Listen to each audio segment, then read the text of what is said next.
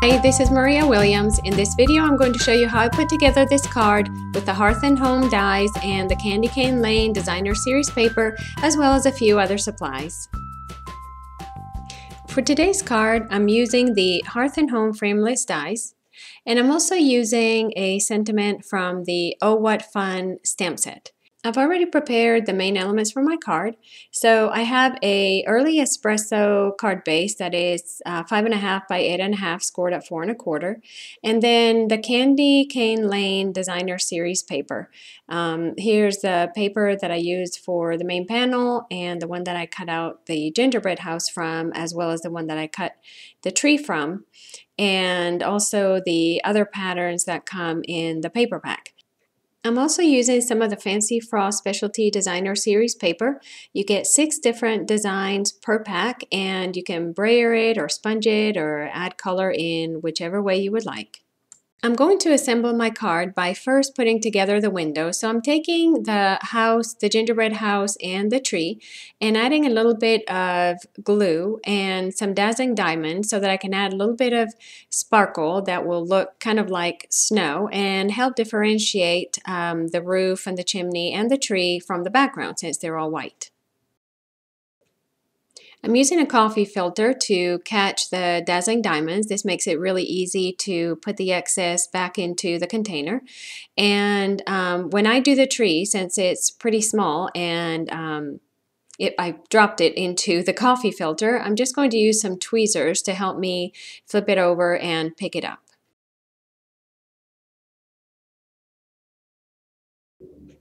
To save the leftover glitter, all I have to do is take my coffee filter, fold it in half, and shake all of the glitter back into the container. Now I'm putting together my window frame. So I'm taking my 2-way glue pen and applying glue all over the surface of one of my die cuts. I want to make sure that these are really adhered together so that the frame looks like it's one solid piece. Once I have the pieces perfectly lined up and I've pressed everything in place, I'm going to put an acrylic block on top and set it aside to dry really well. I'm moving on to my sentiment. So I have a piece of the Fancy Frost Designer Series paper, and I'm prepping it with my embossing buddy. I'm going to use Versamark ink and the Happy Christmas sentiment from the Oh What Fun stamp set. I'm going to ink it up really well and stamp my paper pretty firmly. I have to make sure that I get good coverage. This paper, as I mentioned before, has texture, so I want to make sure to get all my Versamark ink into the little nooks and crannies of the paper. Once I have the sentiment stamped, I'm just going to take the red glitter embossing powder, which is so glittery in person, and sprinkle it all over again over a coffee filter. I do prefer to have my embossing powders in plastic containers, but I just don't have the room in my craft room to have all of them in containers, so this is a good way to use the ones that I use less often. I'm using a small paintbrush to remove some stray embossing powder, and I'm being careful not to touch the letters. I would rather have a little bit of stray embossing powder than have part of my letter missing.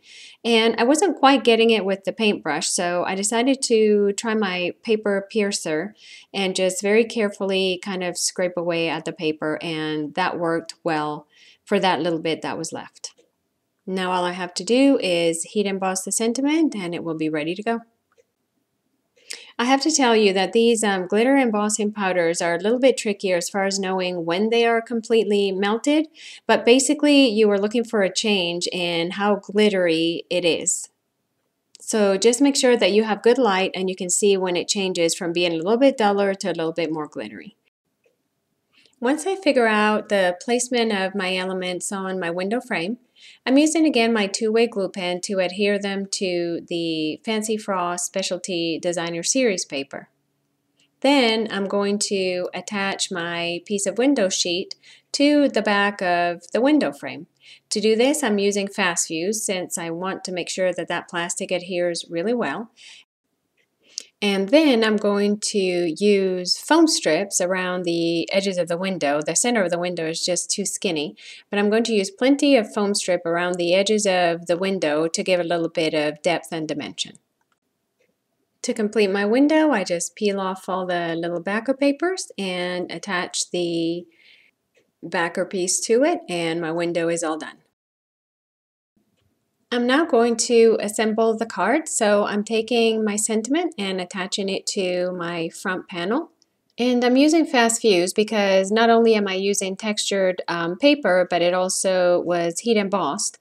So between the warping and the texture, I figured I better use fast fuse. And since I had that handy, I'm using that to attach the front panel onto the front of the card base as well. And finally, I'm attaching the window to the front of the card, also with some fast fuse. At this point, you could be done with the card, but I decided I wanted to add a few embellishments. So first I'm adding some real red enamel shapes. I'm going to use the little heart for the top of the window, and then I'm going to use some of the circles scattered around the sentiment. And last but not least, I decided to add a little bit of red glimmer paper in between the two different papers to add just a little bit more sparkle. So here's the finished card for today. I hope I've inspired you, and if you enjoyed this video, please give it a thumbs up. See you next time. If you would like to see more pictures or purchase any of the products used in this video, please visit my blog at mariascardsandmore.com. Thanks for watching.